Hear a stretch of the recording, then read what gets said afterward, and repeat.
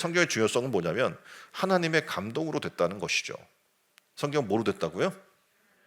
하나님의 감동으로 된 거예요. 사람이 있었지만 하나님께서 그 사람을 통해서 어떻게 해요? 성경을 기록하셨다라고 얘기해 주고 있는 거예요. 사람들은 지금 어떻게 보면 원본이 남아있지 않잖아요. 성경이 막 계속 핍박과 박해에 의해서 불타고 막 이랬기 때문에 원본이 남아있지 않거든요. 그럼 다 사본에 의해서 전달된 거예요. 또는 구전이 다시 옮겨져서 기록이 된 겁니다. 그럼에도 불구하고 우리는 믿습니다. 이것이 하나님의 감동으로 된 것으로 라고 하는 이 말씀 믿는 거죠. 그러니까 성경은 사람의 생각이나 주장을 기록하는 것이 아니라 하나님의 감동으로 된 하나님의 말씀인 줄 믿으시길 바랍니다. 인간의 지혜로 쓴 지혜책이 아니에요. 내가 살아보니까 이렇더라라는 게 아니에요.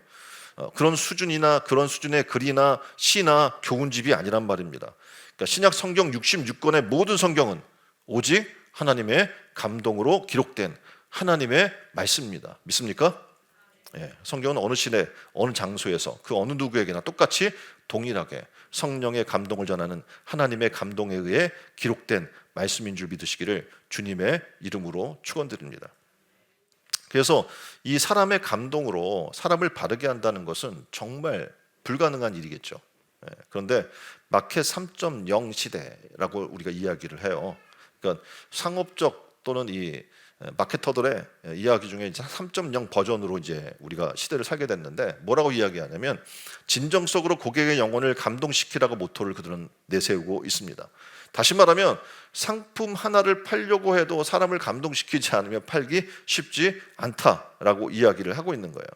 근데 그만큼 사람을 감동시킨다는 것은 쉽지 않죠. 왜냐하면 이 시대 자체가 삐뚤어지고 어긋난 세상 속에서 또 타락해서 하나님을 떠난 타락한 우리 영혼들이 살아나가는 이 시대이기 때문에 바르게 산다? 이건 굉장히 어려운 일인 겁니다.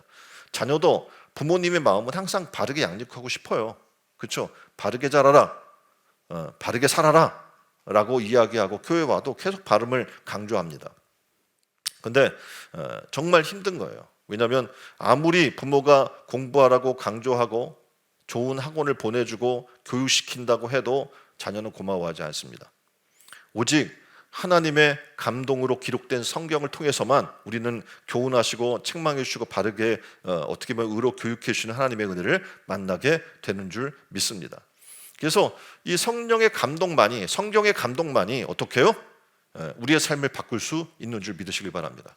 그래서 하나님 말씀은 하나님의 감동으로 된 것으로 우리의 심령을 감동시켜요.